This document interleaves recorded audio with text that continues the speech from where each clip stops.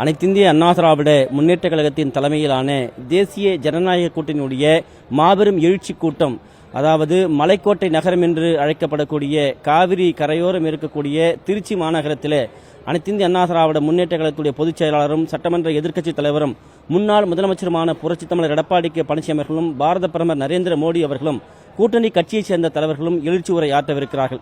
இதற்காக பஞ்சப்பூர் பகுதியிலே பிரம்மாண்டமான முறையில் எழுச்சியோடு அந்த பொதுக்கூட்டம் நடைபெறக்கூடிய இடத்தில் மேடை அமைக்கப்பட்டிருக்கிறது. அனைவரும் அமர்வதற்காக இருக்கைகள் அமைக்கப்பட்டிருக்கின்றன. அதுபோன்ற பிரம்மாண்டமான அரங்கங்கள் அமைக்கப்பட்டிருக்கிறது. அனைத்திந்திய அண்ணா திராவிட முன்னேற்ற கழகத்தின் தலைமையிலான தேசிய ஜனநாயக கூட்டணியுடைய மாபெரும் எழுச்சி கூட்டம் திருச்சி மாநகரம் பஞ்சப்பூர் பகுதியில் நடைபெறுகிறது. இதற்காக நாளை விமானம் மூலமாக பாரத பிரதமர் நரேந்திர மோடி அவர்கள் டெல்லியிலிருந்து தமிழகம் வரவிருக்கிறார். குறிப்பாக ஏற்கனவே மதுரை மாநகரத்தில் இதே போன்ற பிரம்மாண்டமான எழுச்சி பொதுக்கூட்டம் நடைபெற்றது. அதே போன்று செங்கல்பட்டு மாவட்டம் மதுராந்தகத்திலே பிரம்மாண்டமான எழுச்சி பொதுக்கூட்டமானது நடைபெற்றது.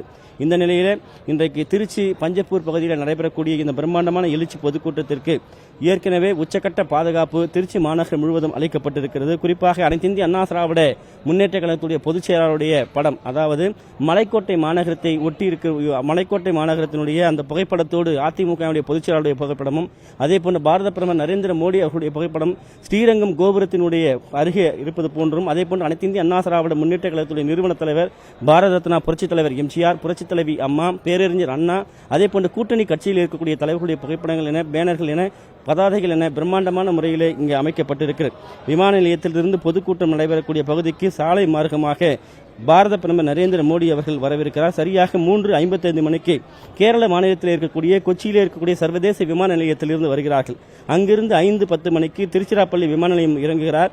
அங்கிருந்து அதாவது சாலை மார்க்கமாக 5:15 மணிக்கு புறப்பட்டு 5:30 மணிக்கு பஞ்சப்பூர் பகுதிக்கு வருகிறார். இங்கே அரசின் சார்பில் ஏற்கனவே அதாவது நிறைவேற்றப்பட்ட பல்வேறு திட்டங்கள் அடிக்கல் நாட்டுகிறார். நாட்டு மக்களுக்காக பல்வேறு திட்டங்களை பாரத பிரதமர் நரேந்திர மோடி அவர்கள் அர்ப்பணிக்கவிருக்கிறார்.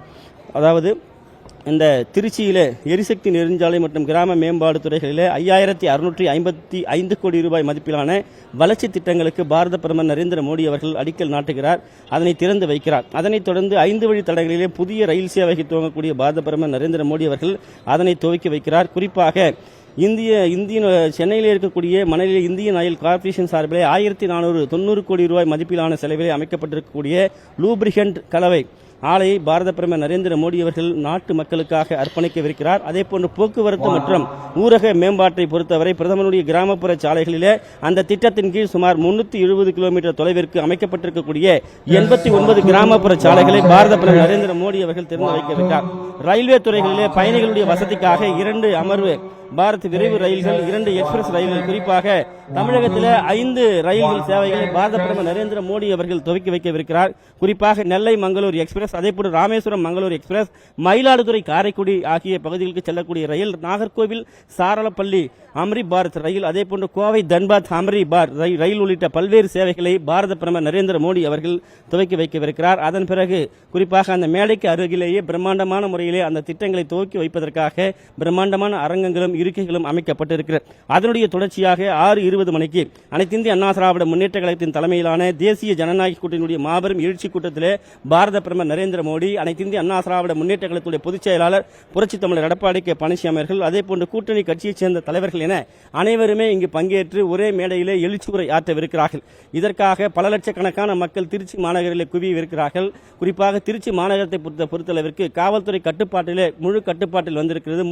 அதே போன்று இந்த பகுதியில் ஏராளமான மக்கள் வரவிருப்பதால் ஏராளமான ஆம்புலன்ஸ்கள், அதே போன்று தீயணைப்பு வாகனங்கள், உச்சகட்ட போலீஸ் பாதுகாப்பு போடப்பட்டிருப்பது குறிப்பிடத்தக்கது. மேடைக்கு வரக்கூடிய முக்கிய விஐபிகளுக்கு அவர்களுக்கு அந்த ஏற்கனவே அடையாள அட்டைகள் வழங்கப்பட்டிருக்கின்றன. அதே போன்று இங்கே வருபவருக்கு ஒவ்வொரு பகுதியிலும் உள்ளே நுழைவதற்கான அரங்குடைய வாயில்கள் அமைக்கப்பட்டிருக்கின்றன. குடிநீர் வைக்கப்பட்டிருக்கிறது. இப்படி அத்தியாவசிய பொருட்கள் அவர்களுக்கு இருக்கையில் இருக்கக்கூடிய பகுதிக்கு கொண்டு வந்து கொடுப்பதற்கான தன்னார்வ தொண்டர்களும் ஏற்பாடு செய்யப்பட்டிருக்கிறது. பிரம்மாண்டமான முறையிலே அனைத்திந்திய அண்ணா திராவிட முன்னேற்ற கழகத்தின் தலைமையிலான தேசிய ஜனநாயக கூட்டணி மாபெரும் எழுச்சி கூட்டம், அதாவது மலைக்கோட்டை நகரம் என்று வர்ணிக்கப்படக்கூடிய இந்த காவிரி ஆற்றின் கரையிலே இருக்கக்கூடிய திருச்சி மாநகருடைய பஞ்சப்பூர் பகுதியிலே எழுச்சி பொதுக்கூட்டம் பிரம்மாண்டமான முறையில் பாரத பிரதமர் நரேந்திர மோடி, அதே போன்று அனைத்திந்திய அண்ணா திராவிட முன்னேற்ற கழகத்துடைய பொதுச் செயலாளர் புரட்சித் தமிழர் எடப்பாடி கே பழனிசாமி அவர்கள், கூட்டணி கட்சியுடைய தலைவர்கள் இந்த ஒரே மேடையிலே 3வது மாபெரும் எழுச்சி மாநாட்டை தமிழகத்தில் நடத்தவிருப்பது குறிப்பிடத்தக்கது. உதயஸ்ரீ.